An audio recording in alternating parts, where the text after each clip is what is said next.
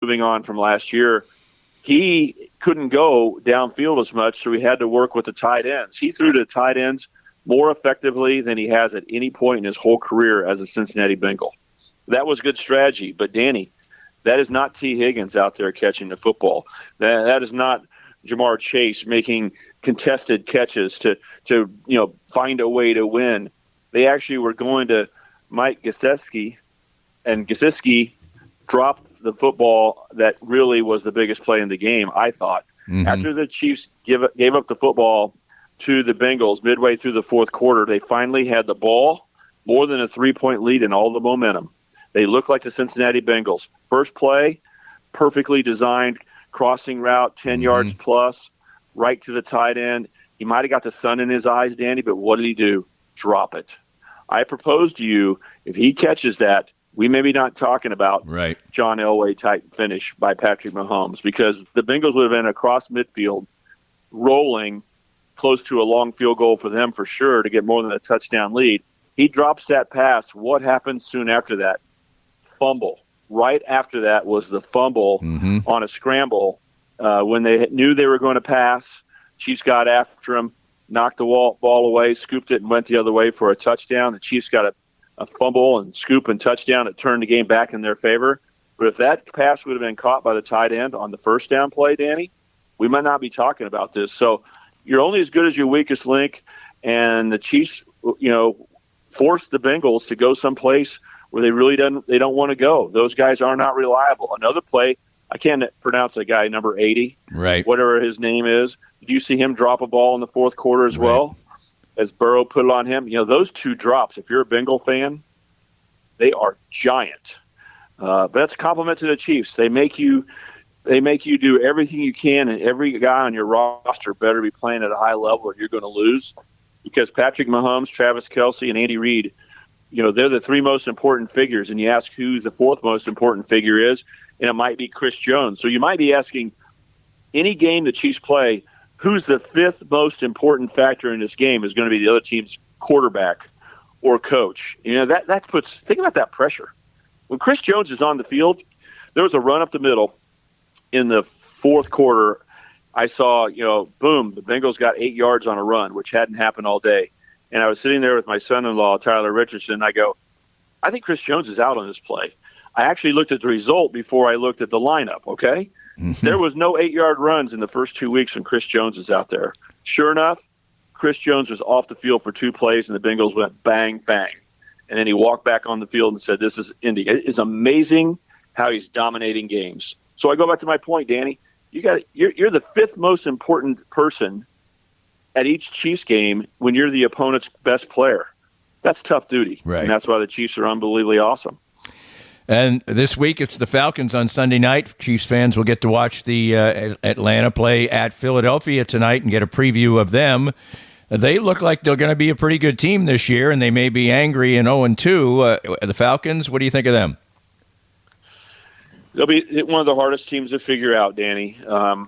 As an organization, they aren't a complete mess, but they're more on the verge of being a mess than put together, right? I mean, who's the coach of the Falcons right now? I mean, most people go like, I know. Is it Arthur Smith? Nah, he's moved on. It's who is where are they going? But they've got some good components to them, and they are a team that, Kirk Cousins, Danny, is, I think, a good, solid NFL quarterback, more upper echelon than lower echelon. I think the quarterback show, when people saw that, I think they thought good things of this guy. It'll give it a good shot. So they have that situation. But right when they bring him in for big money, then they also draft a Washington quarterback and create controversy at that position. We really haven't seen that in the regular season. But there's a lot of stress on them tonight. Starting 0-2 is not what they expected. They're going to have a short week getting ready for the Chiefs. But if they can win in Philadelphia on Monday night, then why wouldn't they be boosting with confidence and be excited about the Chiefs coming? I just can't help but think Atlanta will put a good performance out there, because I still think, Danny, the Chiefs create a reaction to these teams, and Arrowhead Stadiums especially, but every game, the Chiefs are so big as stars, kind of the Taylor Swift of sports, right? I mean, when they walk in, it is such a big deal. that I think the Falcons will play really well against the Chiefs. I don't think that they necessarily are going to beat the Chiefs or they're a super hard opponent or anything like that. The Chiefs are very disciplined and able to go on the road. The Falcons have an extra week, 1 day short as they go on the road and then try to come back. That's a hard turnaround for NFL teams. But, they have a star running back from Texas. They aren't an awful football team. So I think it's going to be close at the end, and I expect the Chiefs to find a way to win. This is not what the New Orleans Saints have put out there, okay? Look at the NFL, Danny. Are these guys the luckiest guys in the world or the smartest guys ever? Do you realize that the Chiefs in Game 5 have a Monday night game against New Orleans, okay? Right. You would know that only because of the trivia of the Chiefs play on 6 of the 7 days of the week this year, okay? So, yeah, they have a Monday night game. But it's against New Orleans, and you kind of yawn and go, another Chiefs game, whatever. Did you see New Orleans in the first 2 weeks, Danny? Yep. New Orleans at the Chiefs is going to be unbelievable football. And I had no idea New Orleans was coming in on Monday night. It just wasn't on my radar screen. I'm going, whatever. New Orleans comes in, how they pick that game. And now you look at what Derek Carr's doing and what Kamara is doing for the Saints. Just a side statement there, Danny, but the NFL hits it again. Right. Chiefs' schedule looks a little bit harder. Is this the breather at Atlanta? I mean, because next up, at Chargers, right. Saints at home. Chiefs' early season schedule, incredibly hard. But, man, they're 2-0, and why wouldn't you expect them to be 4-1 or 5-0 at the end of this little run? I can't see anything other than that. They know how to win. But is Patrick – what was in Patrick's soup that day? Why did he throw the ball to them like he hasn't at any time in his career? I don't know if that's a trend or not. I guess that's the one question we'll have to watch. Let's spend a couple of minutes on each of our local college teams. And for Kansas, they probably like the fact that we're only going to spend a couple of minutes talking about them. They are now obviously 1-2. They've got a game at West Virginia. West Virginia got the big win that Neil Brown needed in their game against Pitt. And is actually talk about going to a different quarterback besides Jalen Daniels. His quarterback coach is saying it's the fault of the offensive coordinator. Kind of a mess for the Jayhawks. Well, fans, I listen very closely to my partner, Danny Klinkskill. And, yes, he is a Kansas graduate. And, yes, he's Mr. Objective, so he's going to tell it like it is. And he may be a little tougher on Kansas than, he would need to be, just to be fair. Mr. Fair here. And he had a busy Saturday. His wife had a lot of big events for him to go to, and it was a day that Danny, probably like a lot of people, thinks that West Virginia beat Pittsburgh. Oh, that's right. Pittsburgh won at the Danny, end. Now I remember. Pittsburgh came back with 4 minutes left when you probably checked the scores and go, West Virginia. No, I was actually I was listening to the game and they were ahead and I didn't check the scores till later and I saw the score and I went, oh no. So thanks for straightening that out. They did lose. So that means they're just going to be pissed. Yeah. Anyway. I thought you were rubbing it in to the KU fans like, and you're playing a team that also is struggling. So no, West Virginia, it is so painful for them. Their schedule is so hard.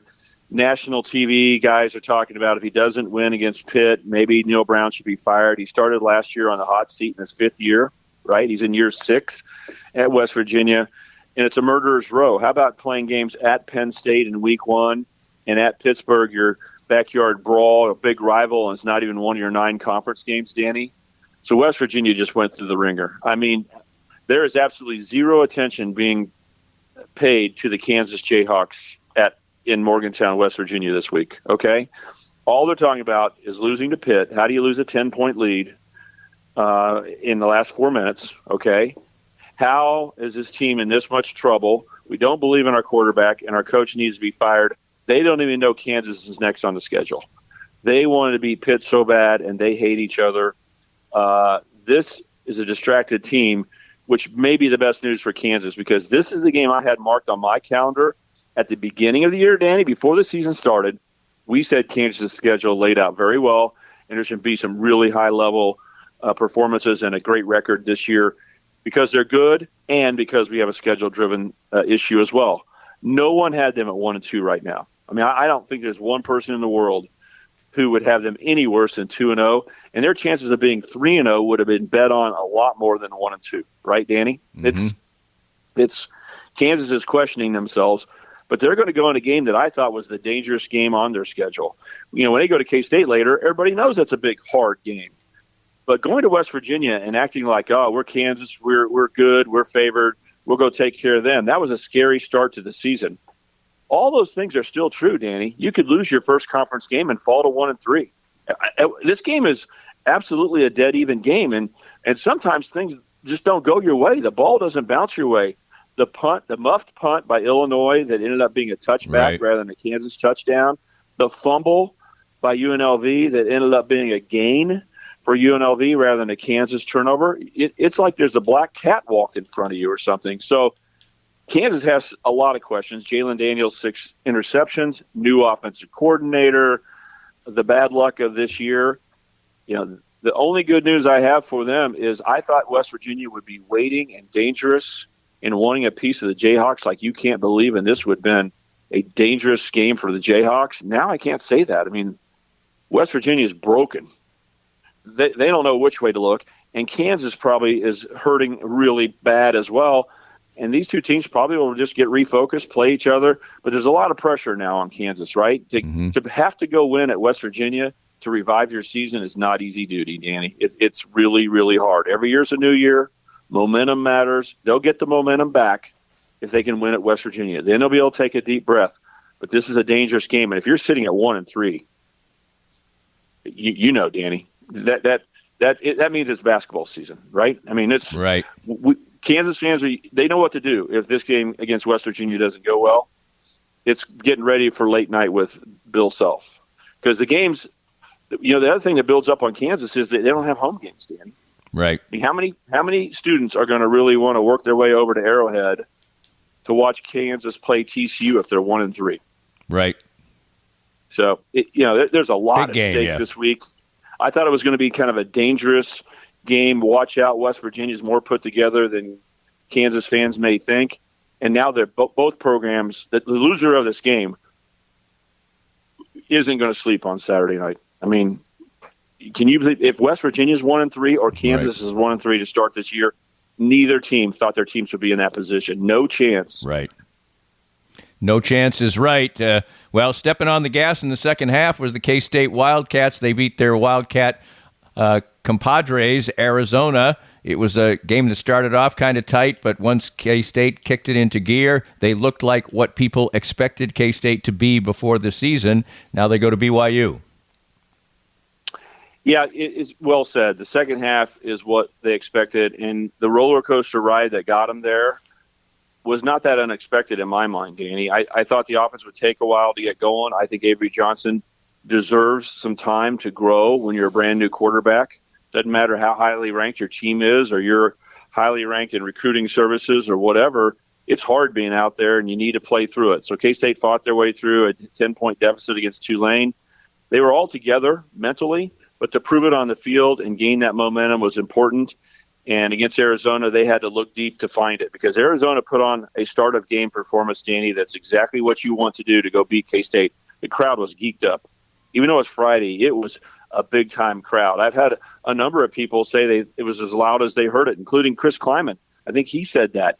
But Arizona went 14 plays, 7 runs, 7 passes, and led 7-0 before K-State got the football, and there was only half of the first quarter left, Danny. And in 3 plays, K-State's slow starting offense in their first 2 games was sitting at 4th and 1.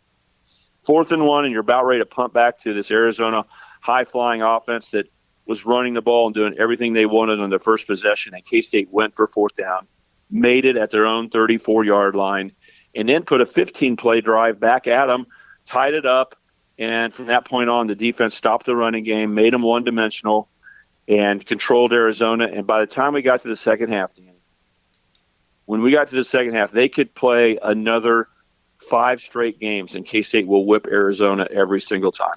Okay? K-State is better than Arizona. It took a while to figure that out, but right now both teams know if we go out and play right now who's going to win, K-State's going to win. Right. They really wrapped them up and did what they needed to. The defense leaked oil a little bit against a freshman quarterback against Tulane, but they didn't show that in Arizona, so that you believe in the defense. And then Avery Johnson found his rhythm, Danny, to